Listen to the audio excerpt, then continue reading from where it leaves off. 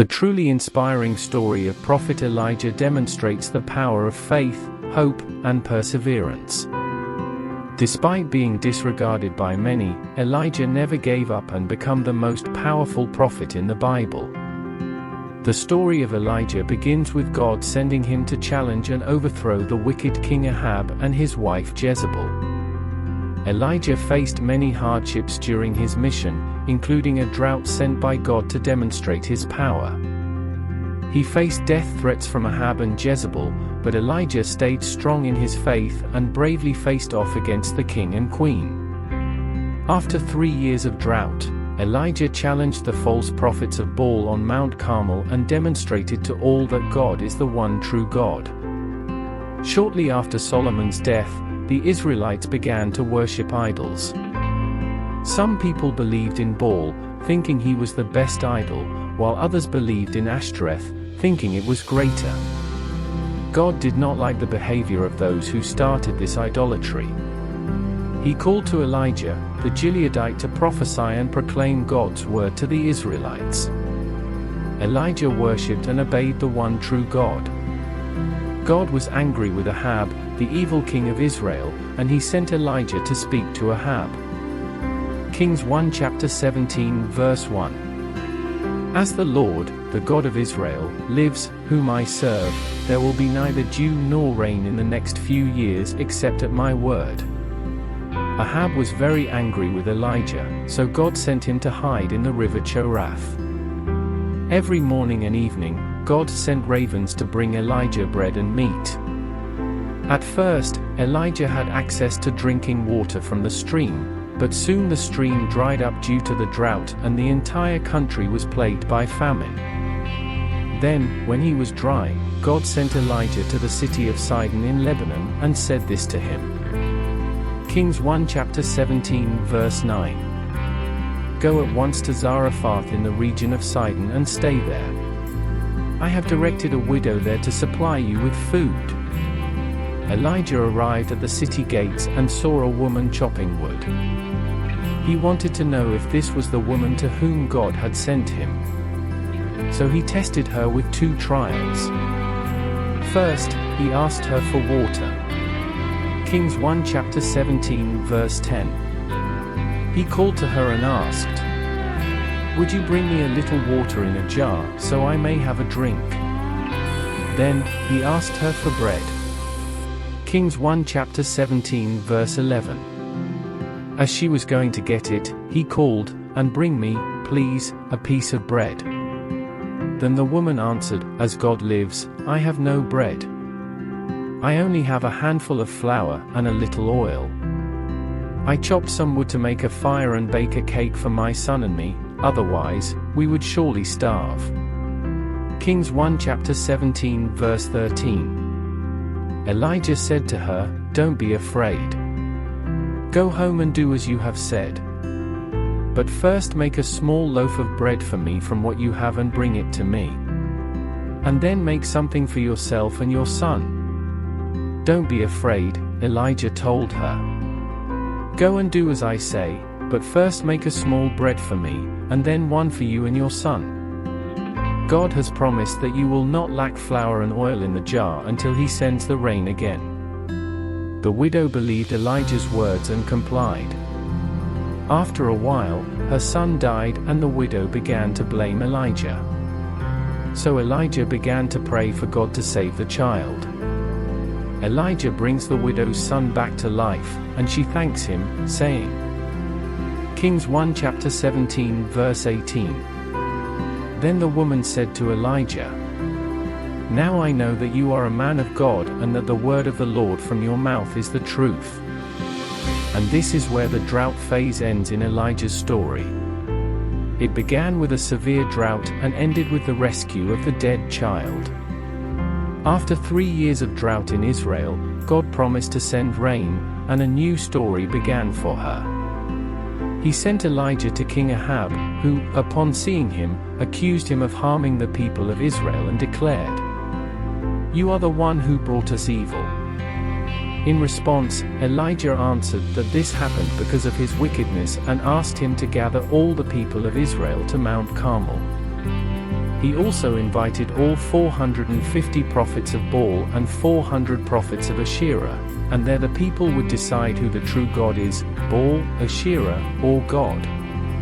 Kings 1 chapter 18 verse 19. Now summon the people from all over Israel to meet me on Mount Carmel. And bring the 450 prophets of Baal and the 400 prophets of Asherah, who eat at Jezebel's table. Ahab obeyed and gathered all of Israel to Mount Carmel. Pray to Baal, Elijah said to the prophets of Baal, and I will pray to God. Elijah said to the people, I was left alone, I am the prophet of God. I believe in him. He goes on to say that the God who will send fire from heaven on the altar is the true God, and the people approve. The prophets of Baal were the first to try. They prayed to Baal all afternoon, jumping and shouting around the altar, and cutting themselves with knives until blood flowed. However, nothing happened. The prophets of Baal were filled with rage all afternoon, yet received no answer. Then, Elijah turned to the people and said, Come closer to me. He restored the destroyed altar of God and dug a ditch around it. He placed the wooden pieces of the cow on the altar and asked for 4 large pitchers of water to be poured over the meat and wood. They did this 3 times, until everything was soaked with water, and the canal was filled to the brim with water. Elijah prayed a short prayer, and immediately after, fire descended from heaven and consumed the sacrifice, the trees, the stones, the dirt, and even the water in the ditch. It was no ordinary fire, as it burned everything from the top down instead of from the bottom up. When the people saw this wonderful miracle, they fell on their faces and proclaimed. Kings 1 chapter 18 verse 39. When all the people saw this, they fell prostrate and cried, The Lord, He is God. The Lord, He is God. Elijah achieved tremendous success among the people, until the entire nation repented and shouted, The Lord is God.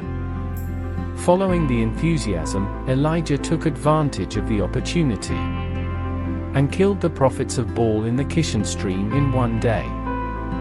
Elijah had almost completed his task when the day came when God wanted to take him to heaven in a stormy wind. God sent him to choose Elisha, to choose him as his successor and to become God's prophet. Kings 1 chapter 19 verse 16. And anoint Elisha son of Shaphat from Abel-Meholah to succeed you as prophet. Elijah knew this would happen only after he passed Bethel and Jericho and crossed the Jordan to the other side. Elijah allowed the prophet Elisha to accompany him. In each city they reached, Elijah encouraged Elisha to stay there, as God had sent him. I will not leave you, Elisha replied each time. He was determined to continue with Elijah until God took him to heaven. The two left Jericho and headed to the Jordan River. 50 young prophets left Jericho and followed them for a long way. When they reached the banks of the Jordan, Elijah folded his staff and struck the water. Immediately, the waters split in two and land appeared between them, allowing the two prophets to cross. What would you like me to do for you before God takes me away from you?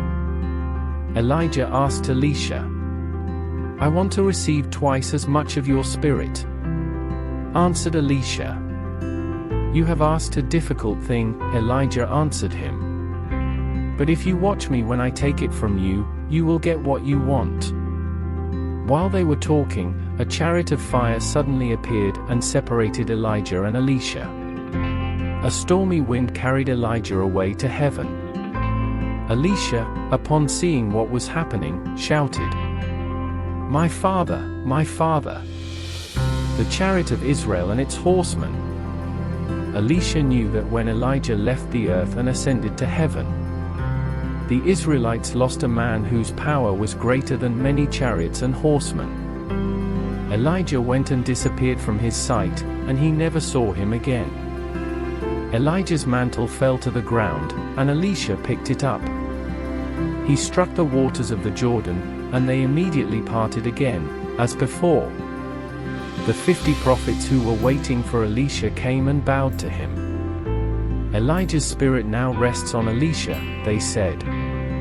Some believe that Elijah the prophet will return to us. He has become a legend and one of those who did not die in the Bible, and those who go to heaven belong to God. We hope you learned something new today. If you did, give this video a like and share it with your friends. And don't forget to subscribe to our channel for more informative and entertaining content.